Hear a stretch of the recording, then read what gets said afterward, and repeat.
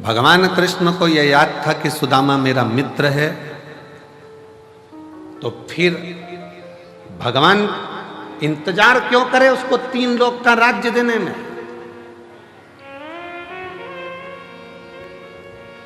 सुदामा तो मित्र था।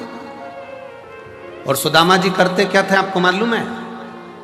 पूरे गांव में भगवान के नाम का उच्चारण करना, भिक्षा थोड़ी सी ग्रहण कर कर अपने परिवार का पालन करना।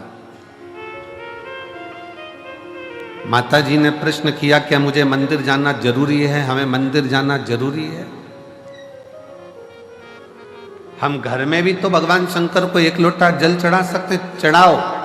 सुदामा भी अपने नगर में, अपने गांव में भगवान का भजन करते थे, भजन करते, कीर्तन करते, मंत्र जाप करते, स्मरण करते, फिर भी सुदामा जी का जो दुख था, सुदामा जी की जो तकलीफ थी वो कटी नहीं। फिर सुदामा जी का दुख कब कटा?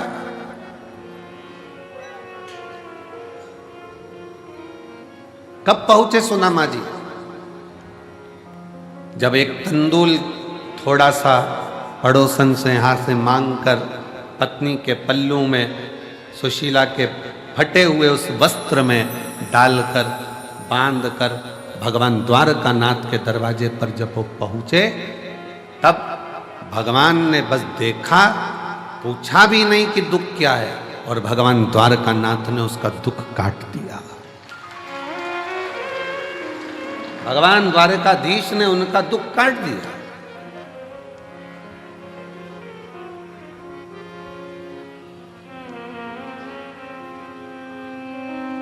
मंदिर क्यों जाना जरूरी है? शंकर के भगवान के दरवाजे पर क्यों जाना जरूरी है?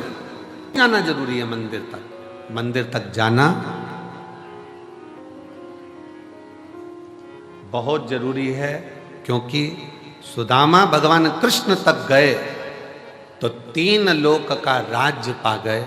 उसी तरह जब हम भगवान के दरवाजे पर जाते हैं, भले कुछ मत मांगो, पर शास्त्र कहता है शंकर भगवान की चौखट पर पहुंचते से ही, शिव के मंदिर में 1 लोटा जल चढ़ाते से ही भगवान शंकर के दरवाजे पर महालक्ष्मी विराजमान रहती हैं, नंदी विराजमान रहते हैं, कूर्म भगवान स्वयं नारायण विराजमान रहते हैं।